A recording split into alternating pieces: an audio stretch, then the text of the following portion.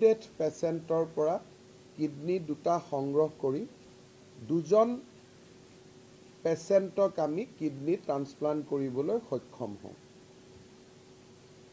পবিত্ৰ পৰাগ গগৈ গুৱাহাটীৰে বাসিন্দা।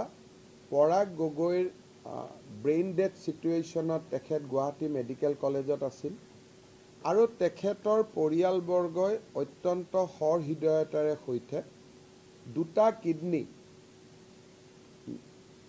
Guwahati medical college কৰ্তৃপক্ষক দান কৰে।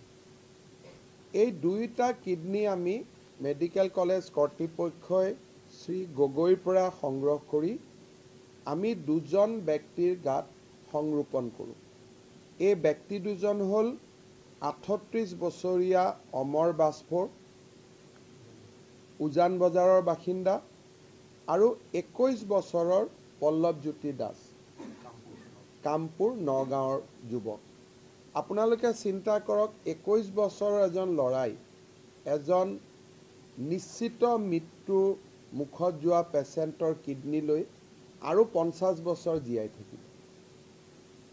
ঠিক তেনেকৈ অমৰ বাজপৰ 38 বছৰ ডেকা বয়স, নিজৰ ঘৰৰ ডোনাৰ নাছিলে।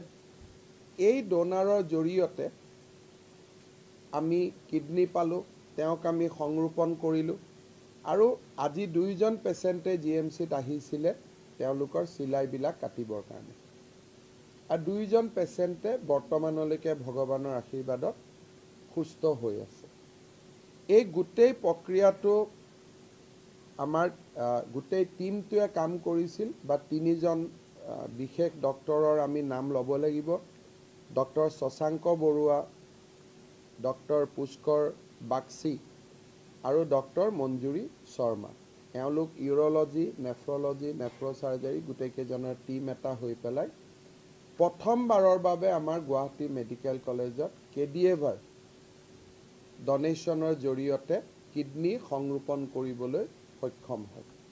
এইটো আমাৰ গুৱাহাটীত প্ৰথম, উত্তৰ পূব ভাৰতত প্ৰথম সফল সংৰোপণ। ইয়াৰ আগতে চেষ্টা হৈছিল, GMCটো আমি চেষ্টা কৰিছিলোঁ কিন্তু সফল হ'ব আমি পৰা নাছিলোঁ। আগতে আমি দুটা কেছত চেষ্টা কৰি বিফল হৈছিলোঁ, কিন্তু প্ৰথমবাৰৰ বাবে আমি সফল হ'ব পাৰিছোঁ আৰু মই বিশ্বাস কৰোঁ যে সচেতন হ'লে বা আমাৰ